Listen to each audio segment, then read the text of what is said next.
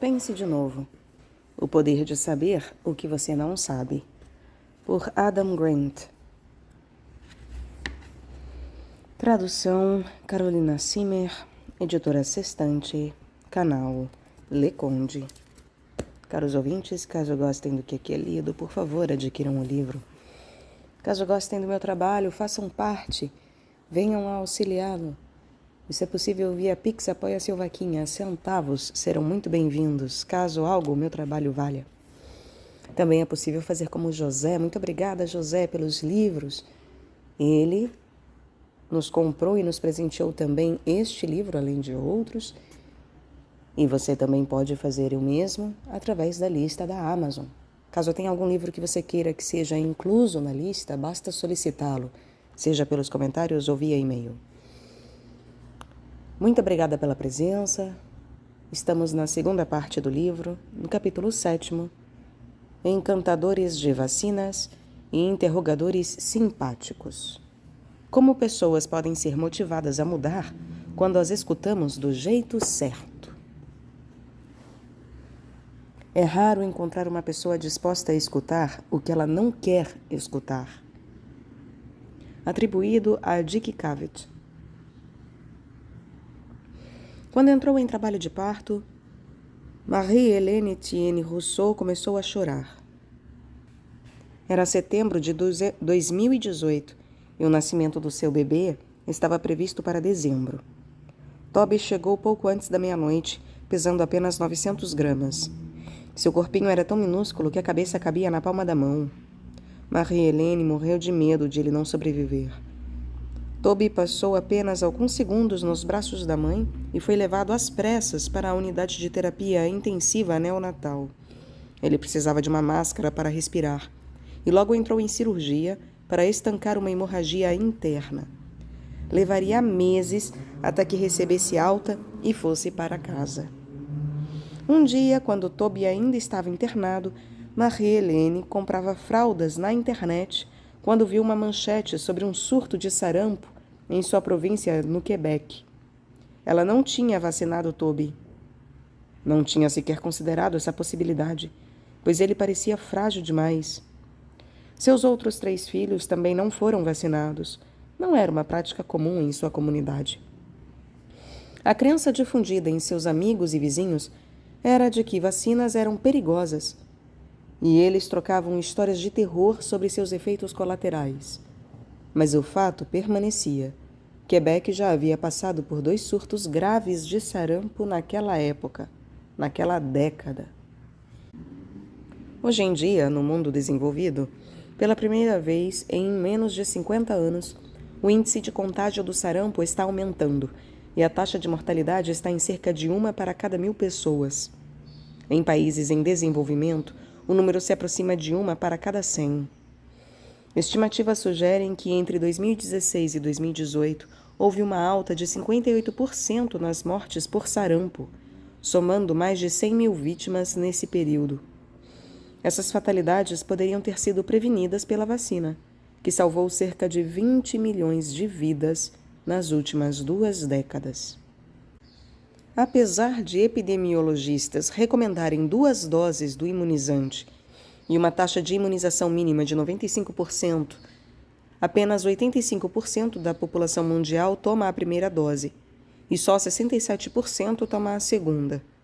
A maioria das pessoas que dispensam a vacina faz isso porque simplesmente não acredita na ciência.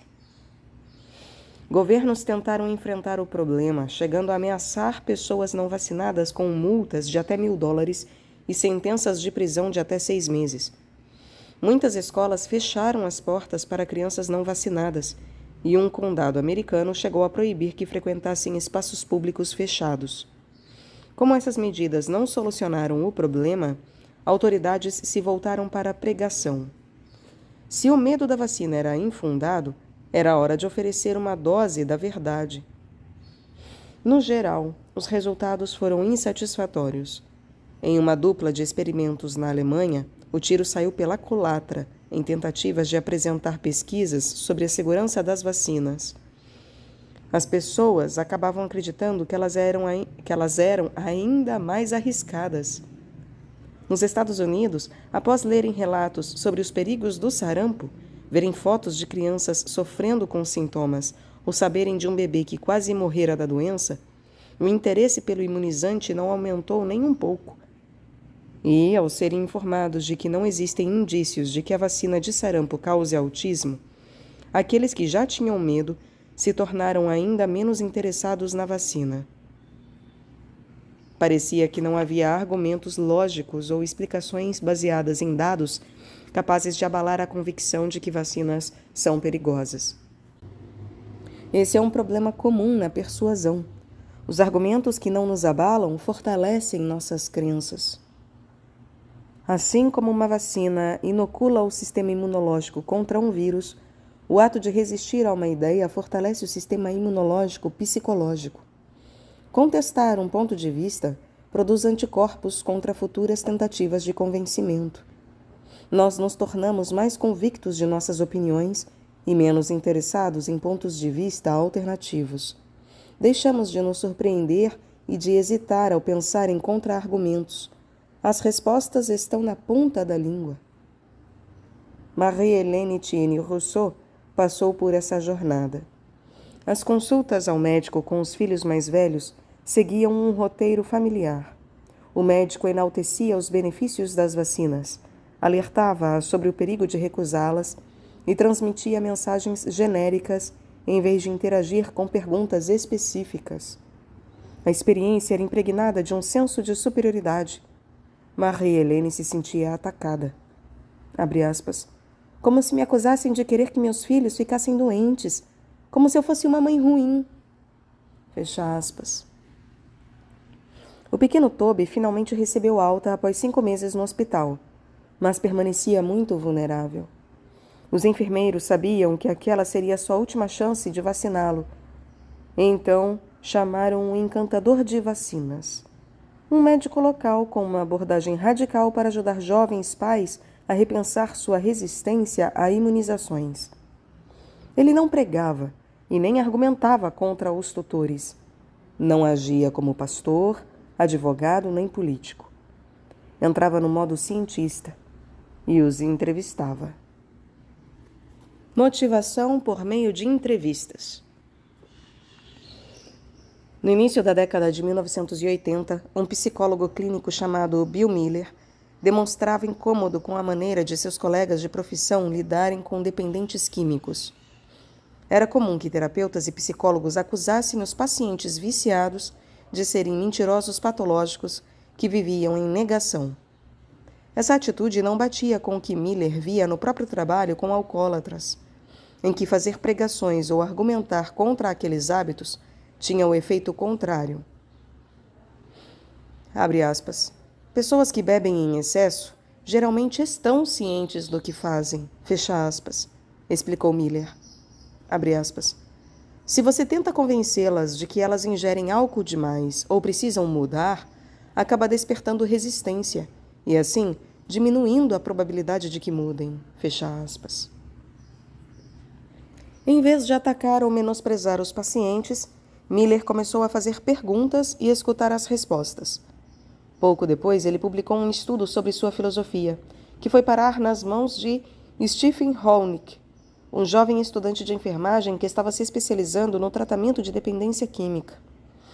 Após alguns anos, os dois acabaram se encontrando na Austrália e descobriram que o método que exploravam ia muito além de uma nova abordagem para cuidados médicos. Era uma maneira completamente diferente de ajudar as pessoas a mudar. Juntos, eles desenvolveram os princípios básicos de uma prática chamada entrevista motivacional. A premissa central é que raramente conseguimos motivar alguém a mudar. O melhor que podemos fazer é ajudá-la a encontrar sua própria motivação. Digamos que você seja um aluno de Hogwarts e esteja com medo de que seu tio seja um apoiador de Voldemort. Uma entrevista motivacional poderia ocorrer assim. Você. Eu queria entender melhor como você se sente sobre aquele que não deve ser nomeado. O tio. Bem, ele é o bruxo mais poderoso do mundo. E os seguidores dele me prometeram um cargo bacana. Interessante. E tem alguma coisa nele de que você não goste? Eu fico meio incomodado com essa matança toda. Pois é, né? Ninguém é perfeito. É. Mas assassinar os outros é bem ruim. Parece que você tem algumas reservas em relação a ele. O que o impede de se afastar? Eu fico com medo de ele querer me matar. Esse medo faz sentido. Também já senti isso. Eu estou curioso. Você teria algum princípio pessoal muito profundo que o faria se dispor a correr este risco? Entrevistas motivacionais começam com uma postura humilde e interessada. Não sabemos o que pode motivar outra pessoa a mudar, mas estamos realmente dispostos a descobrir. O objetivo não é dizer o que os outros devem fazer, e sim ajudá-los a sair de ciclos de confiança excessiva e enxergar novas possibilidades. Nosso papel é oferecer um espelho para as pessoas verem a si mesmas com mais clareza e empoderá-las para que examinem suas crenças e seus comportamentos. Isso pode ativar um ciclo de repensamento, em que opiniões são encaradas de forma mais científica. As pessoas desenvolvem humildade em relação ao próprio conhecimento, dúvidas em relação às suas convicções e curiosidade por pontos de vista alternativos. O processo de entrevista motivacional envolve 3 técnicas fundamentais: fazer perguntas abertas, aquelas cuja resposta não se limita a sim ou não, escutar de forma reflexiva e afirmar o desejo e a capacidade da outra pessoa de mudar. Enquanto Marie-Helene se preparava para levar Toby para casa, os enfermeiros chamaram o encantador de vacinas, um neonatologista e pesquisador chamado Arnaud Gagnour. Sua especialidade era aplicar técnicas de entrevista motivacional a discussões sobre vacinas. Quando se sentou para conversar com Marie-Helene, Arnaud não a julgou por não vacinar os filhos e nem ordenou que ela mudasse. Seu comportamento era como o de um cientista, ou de um Sócrates menos ríspido, como descreveu o jornalista Eric Bodman ao relatar o encontro. Arnaud disse a Marie-Helene que tinha medo do que poderia acontecer a Toby se ele pegasse sarampo, mas que aceitava a sua decisão e queria entendê-la. Por mais de 1 hora, o médico fez perguntas abertas sobre como ela havia chegado à decisão de não vacinar. Ouviu as respostas com atenção, reconhecendo que o mundo é cheio de informações confusas sobre a segurança de vacinas. No fim da conversa, Arnaud lembrou a Marie-Hélène que ela era livre para escolher imunizar o filho ou não, e disse que confiava em sua capacidade e nas suas intenções. Antes de sair do hospital, Marie-Hélène vacinou Toby. Ela se recorda de que o momento decisivo da virada foi quando Arnaud, abre aspas, me disse que independentemente de eu me decidir pela vacina ou não, ele respeitava minha decisão como alguém que queria o melhor para os meus filhos. Só essa frase para mim valeu todo o ouro do mundo. Fecha aspas. Marie-Hélène não apenas permitiu que Toby fosse vacinado, como deixou que uma enfermeira da rede da saúde pública fosse à sua casa vacinar seus filhos mais velhos. E até pediu a Arnaud que conversasse com sua cunhada sobre o assunto. Segundo ela, as pessoas anti-vacina de sua comunidade se surpreenderam tanto com sua decisão que mais parecia que ela tinha jogado uma bomba. Marie-Hélène Etienne Rousseau é uma das muitas mães que passaram por conversas como essa. Encantadores de vacina não apenas ajudam as pessoas a mudar suas crenças, mas também a mudar seu comportamento. No primeiro estudo de Arnaud, com mães que se encontravam na ala da maternidade após o parto, 72% afirmaram que pretendiam vacinar os filhos. E após uma sessão de entrevista motivacional com um conselheiro de vacinação, esse número aumentou para 87%. No experimento seguinte, Arnaud observou que, quando as mães participavam de uma sessão de entrevista motivacional, as crianças apresentavam uma chance 9% maior de receber todas as vacinas dentro de 2 anos. Se esse efeito parece pequeno, lembre que isso foi resultado de uma única conversa na ala da maternidade e que o influenciou a mudança de um comportamento até 24 meses depois. Não demorou para o Ministério da Saúde investir milhões de dólares no programa de entrevista motivacional de Arnaud, planejando enviar encantadores de vacina para maternidades de todos os hospitais de Quebec. A entrevista motivacional é usada no mundo inteiro por dezenas de milhares de especialistas. Existem instrutores registrados por toda a América do Norte e em muitas partes da Europa, e são oferecidos cursos em uma variedade de países, como na Argentina, na Malásia e na África do Sul. O método foi assunto de mais de 1.000 ensaios controlados. Uma bibliografia que apenas os lista tem quase 70 páginas. Ele vem sendo usado com sucesso por profissionais da saúde para ajudar pessoas a parar de fumar, a largar as drogas e o álcool, a superar o vício em apostas e a abandonar a prática do sexo sem segurança, a melhorar a alimentação e a rotina da atividade física, a vencer distúrbios alimentares e a perder peso.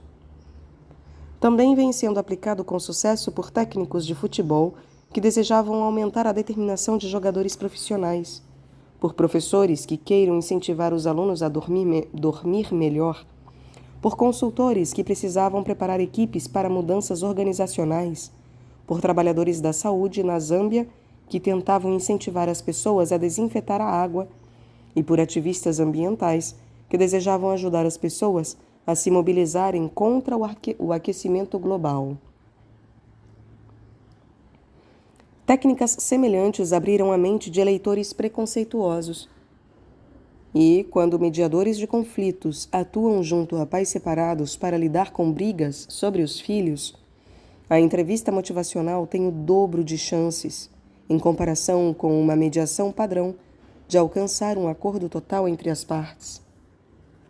No geral, em termos estatísticos e clínicos, o método apresenta um efeito significativo na mudança de comportamento em cerca de 3 a cada 4 estudos, e psicólogos e médicos que o utilizam têm uma taxa de sucesso de 4 em cada 5. Não há muitas teorias práticas nas ciências comportamentais com um conjunto de evidências tão robusto. A entrevista motivacional não se limita a ambientes profissionais. Ela também é relevante para decisões e interações rotineiras. Como uma vez em que uma amiga me ligou para perguntar se eu achava que ela deveria voltar com o ex. Gostei da ideia, mas não me achei no direito de dizer a ela o que fazer.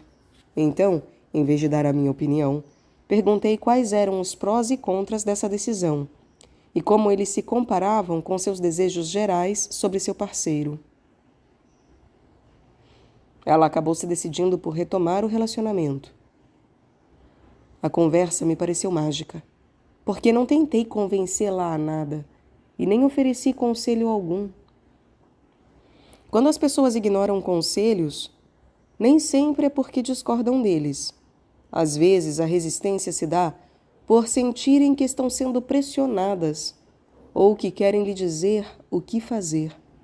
Assim, para proteger a liberdade do entrevistado, um entrevistador motivacional evita emitir comandos ou oferecer recomendações, optando por dizer coisas como: vou lhe contar algumas coisas que me ajudaram nesse sentido.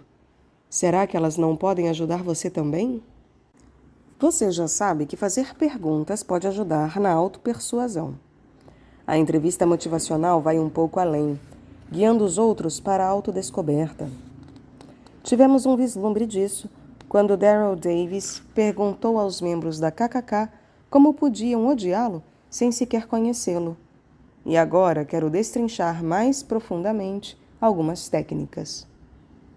Quando tentamos convencer alguém a repensar, nosso primeiro instinto é começar falando, mas em geral a forma mais eficiente de ajudar os outros a abrir a mente é escutando. Indo além da clínica. Anos atrás me convidaram para ajudar uma startup de biotecnologia. O presidente da empresa, Jeff, tinha a formação de cientista. Gostava de se informar sobre todos os dados pertinentes antes de tomar uma decisão. Após mais de 1 ano e meio no comando, ele ainda não tinha determinado um foco para a empresa, que perigava falir. Um trio de consultores tentou convencê-lo a determinar um direcionamento, e todos foram demitidos. Antes de também jogar a toalha, a chefe do RH resolveu, em uma medida desesperada, contratar um acadêmico. Era um momento perfeito para uma entrevista motivacional. Jeff parecia resistente a mudanças, e eu já imaginava por quê. Quando nos conhecemos, decidi tentar ajudá-lo a encontrar uma motivação para se transformar. Seguem os trechos mais relevantes da nossa conversa. Eu.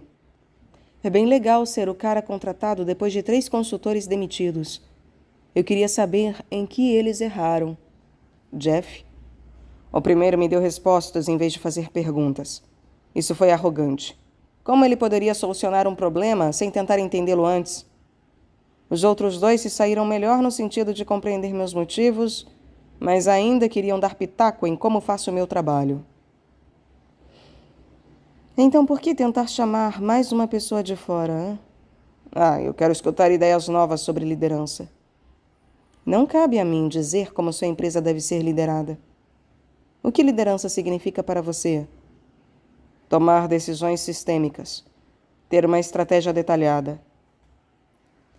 Há algum líder que você admire por representar essas qualidades? Abraham Lincoln, Martin Luther King, Steve Jobs. Esse foi um momento importante. Em uma entrevista motivacional, existe uma distinção entre fala para concordância e fala para mudança. A fala para concordância se trata de comentários sobre a manutenção do status quo, enquanto a fala para mudança se refere ao desejo, ao comprometimento, à capacidade ou à necessidade de empreender uma transformação. Ao contemplar ajustes, muitas pessoas hesitam. Elas têm alguns motivos para cogitar a mudança, mas também têm outros para permanecer como estão. Miller e Honeck sugerem perguntar à pessoa sobre isso e, após prestar atenção nas suas falas para a mudança, questionar o que faria se transformar e de que maneira. Digamos que uma amiga sua comente que deseja parar de fumar. Você pode perguntar de onde surgiu essa ideia. Se ela responder que foi uma recomendação médica, você pode direcioná-la para suas motivações pessoais. O que ela pensa sobre essa recomendação? Se ela de fato apresentar um motivo para estar determinada a parar, você pode então perguntar qual seria seu primeiro passo. A fala para a mudança é um fio condutor, explica a psicóloga clínica Teresa Moyers. Você precisa pegar esse fio e puxá-lo.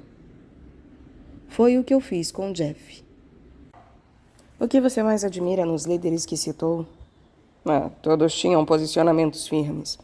Eles inspiraram as pessoas a conquistar coisas extraordinárias. Que interessante. Se Steve Jobs estivesse no seu lugar agora, o que você acha que ele faria? Provavelmente animaria sua equipe de liderança com uma ideia ousada e criaria um campo de distorção da realidade para fazê-la parecer possível. Talvez eu devesse tentar isso. Algumas semanas depois, em uma reunião externa, Jeff fez seu primeiro discurso sobre a visão que tinha para a empresa. Quando fiquei sabendo disso, morri de orgulho. Tinha conseguido dominar meu instinto de bullying de lógica e o ajudado a encontrar a própria motivação. Infelizmente, a diretoria acabou fechando a empresa de toda forma. O discurso de Jeff não teve o efeito esperado. Ele se enrolou com suas anotações em um guardanapo e não causou entusiasmo. Eu tinha ignorado um passo fundamental: ajudá-lo a pensar em como executar a mudança. Existe uma quarta técnica de entrevista motivacional que costuma ser recomendada para o fim de uma conversa e para pontos de transição: fazer um resumo. A ideia é explicar o que você compreendeu sobre os motivos da pessoa para mudar, no intuito de verificar se alguma coisa passou batido ou se interpretou algo errado e questionar quais são seus planos e possíveis próximos passos. O objetivo não é ser um líder ou um seguidor, mas um orientador. Miller e Honig fazem uma comparação com um guia de turismo.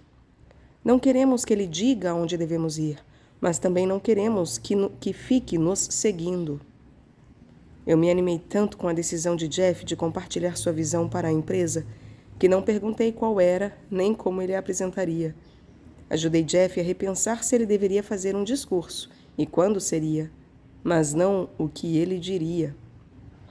Se eu pudesse voltar no tempo, perguntaria a Jeff como ele desejava transmitir sua mensagem e como achava que seria a reação da equipe. Um bom guia não se contenta em ajudar as pessoas a mudar crenças e comportamentos. O trabalho só termina quando as ajudamos a conquistar seus objetivos. Parte da beleza da entrevista motivacional é que ela gera mais abertura nas suas direções. Ao prestarmos atenção no que o entrevistado diz, podemos incentivá-lo a repensar sua posição sobre nós, mas também absorvemos informações que podem nos levar a questionar nossas próprias opiniões sobre eles.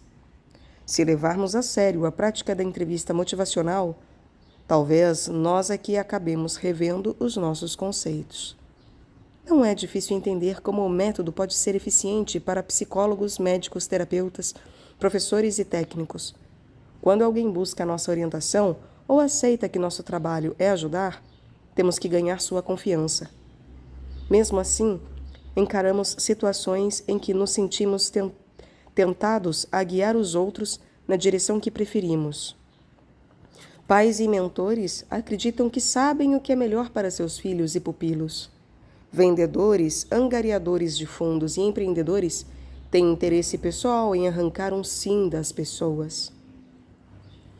Faz tempo que os pioneiros da entrevista motivacional, Miller e Honig, alertam que a técnica não deve ser usada de forma manipuladora. Faz tempo que os pioneiros da entrevista motivacional alertam que a técnica não deve ser usada de forma manipuladora.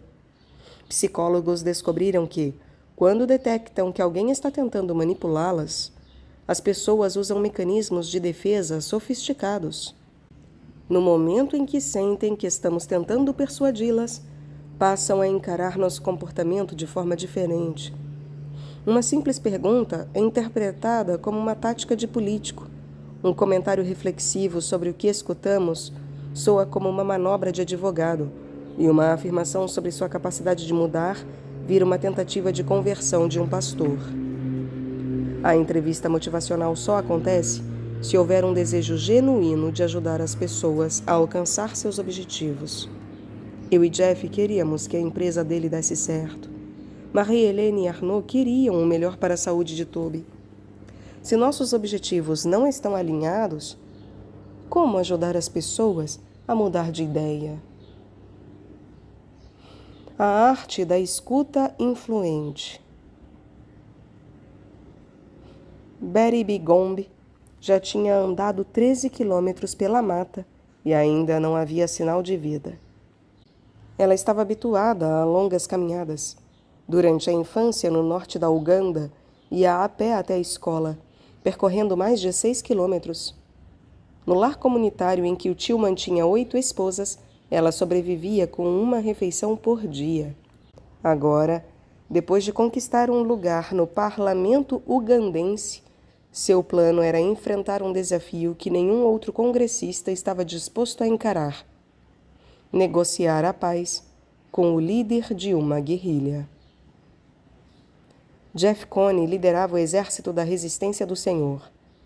Ele e seu grupo rebelde seriam responsáveis pelo assassinato de mais de 100 pessoas, o sequestro de mais de 30 mil crianças e o desalojamento de mais de 2 milhões de ugandenses. No começo da década de 90, Betty convenceu o presidente do país a enviá-la para negociar o fim da violência. Quando ela finalmente conseguiu fazer contato com os rebeldes, após meses de tentativas, eles ficaram ofendidos com a ideia de tratar com uma mulher. Mesmo assim, Betty conseguiu convencê-los a lhe dar permissão para se encontrar com Coney em pessoa. Não demorou muito para ele passar a se referir a ela como mamãe, e até concordou em sair da floresta para iniciar as negociações pela paz. Apesar de o cessar-fogo acabar não dando certo, convencer Coney a conversar já foi um feito impressionante. Por suas tentativas de acabar com a violência, Betty foi nomeada Mulher do Ano na Uganda. Em uma conversa recente, perguntei a ela como conseguiu ser ouvida por Coney e seus apoiadores. O segredo, explicou Betty, não era persuadir e nem bajular, mas escutar. Saber escutar é muito mais do que falar menos. É toda uma gama de habilidades sobre como fazer perguntas e oferecer respostas. Começa por se mostrar mais curioso pelos interesses dos outros em vez de tentar julgar sua posição ou defender as próprias visões. Todos nós podemos aprender mais sobre como elaborar perguntas verdadeiramente interessadas, sem objetivos ocultos de consertar, salvar, aconselhar, convencer ou corrigir, escreve a jornalista Kate Murphy, e sobre como ajudar a facilitar a expressão clara dos pensamentos de outra pessoa. Quando estamos tentando convencer alguém a mudar, essa tarefa pode ser difícil. Mesmo com a melhor das intenções, é fácil entrar no modo de um pastor empoleirado em um palanque, de um advogado apresentando seus argumentos finais ou de um político dando um discurso padronizado. Todos somos vulneráveis ao reflexo de endireitamento, como descrevem Miller e Honig, o desejo de consertar problemas e oferecer respostas. Um entrevistador motivacional habilidoso resiste a esse reflexo. Apesar de todos desejarem um médico que conserte seus ossos quebrados, quando se trata dos problemas na nossa cabeça, é mais comum que se prefira acolhimento e não soluções. Foi isso que Betty Bigombe se propôs a oferecer em Uganda. Ela começou a viajar para regiões rurais, visitando acampamentos para desalojados. Seu raciocínio era que algumas daquelas pessoas podiam ter parentes no exército de Joseph Kony e saber como encontrá-lo. Apesar de nunca ter estudado o método da entrevista motivacional, Betty tinha uma compreensão instintiva dessa filosofia. Em cada acampamento, anunciava que não estava lá para passar sermão em ninguém, apenas para escutar. Sua curiosidade e sua humildade confiante pegaram os ugandeses de surpresa. Outros pacificadores haviam ordenado que parassem de lutar.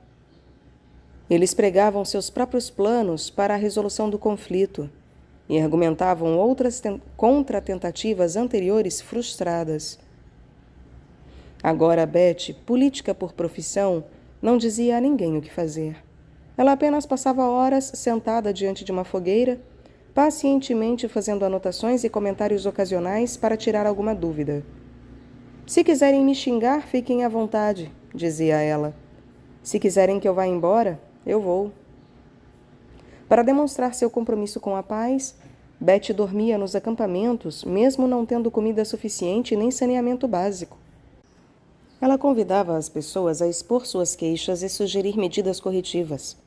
Como resposta, ouvia que era raro e revigorante encontrar alguém de fora que estivesse disposta a deixá-las expor suas opiniões.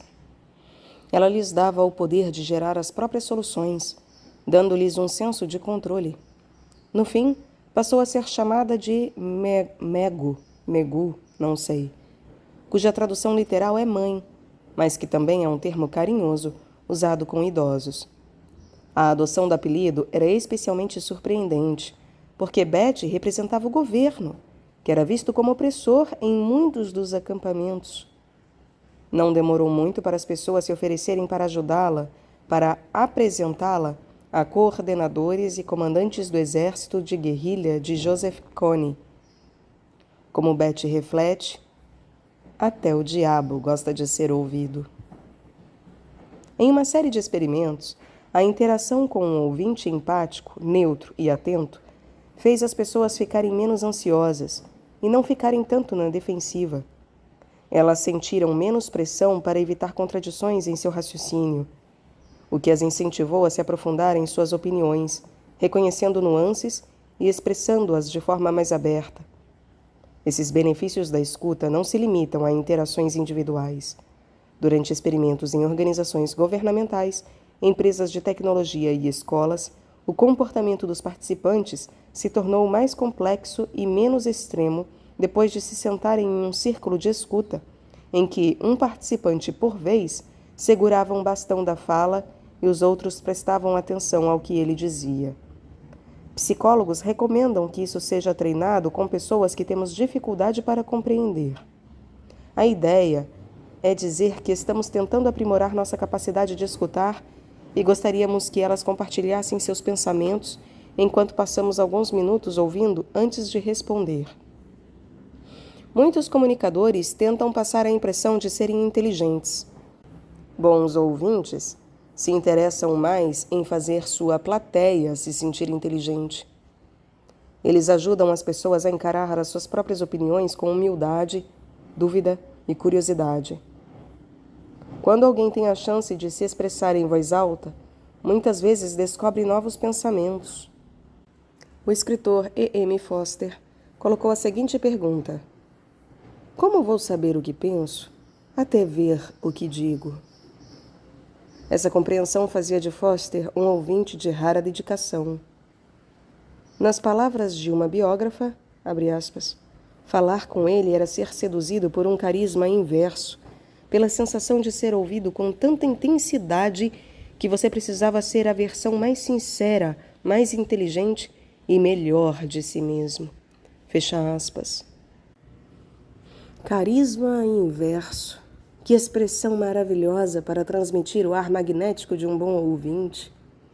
Pense em como é raro ser escutado dessa forma. Entre os gestores classificados como piores ouvintes por seus funcionários, 94% avaliaram a si mesmos como bons ou muito bons na capacidade de escutar. Dunning e Kruger talvez expliquem. Em uma pesquisa, 1/3 das mulheres disse que se sentiam mais ouvidas por seu bicho de estimação do que pelo parceiro. Talvez não fossem só meus filhos que queriam um gato.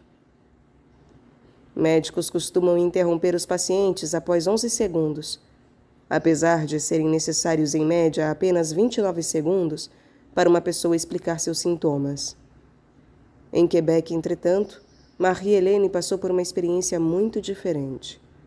Quando ela explicou que estava preocupada com o autismo e as consequências de se tomar várias vacinas ao mesmo tempo, Arnaud não a bombardeou com uma série de fatos científicos, não. Ele perguntou quais eram as suas fontes. Como muitos pais, ela disse que havia lido sobre vacinas na internet mas não lembrava onde. Ele concordou que, em um mar de alegações conflitantes, é difícil ter certeza de que a imunização é segura. Após compreender as crenças de Marie-Hélène, Arnaud perguntou a ela se poderia lhe mostrar algumas informações sobre imunizações, com base em sua experiência. Iniciei um diálogo, me contou ele. O objetivo era construir um relacionamento de confiança. Se você apresentar informações sem permissão, ninguém escuta. Arnaud foi capaz de esclarecer os medos e equívocos dela ao explicar que a vacina de sarampo é um vírus vivo enfraquecido. Então, os sintomas costumam ser mínimos e não há indícios de que sua aplicação aumente o número de casos de autismo ou outras síndromes. Ele não ministrou uma palestra, apenas conversou com ela. As dúvidas de Marie-Hélène o guiaram em quais evidências lhe mostrar, e juntos os dois reconstruíram o conhecimento dela. Durante todo o tempo, Arnaud evitava pressioná-la. Mesmo após explicar a ciência, ele concluiu a conversa dizendo que a deixaria pensar no assunto, afirmando que ela era livre para ter as próprias opiniões. Em 2020, durante a pior nevasca do inverno, um casal dirigiu por 1h30 para visitar a Arnaud. Eles não tinham vacinado os filhos, mas após uma conversa de 45 minutos com ele, decidiram imunizar todos os 4. O casal morava no vilarejo de Marie-Hélène. A mãe tinha se interessado em buscar mais informações após ver outras crianças sendo vacinadas.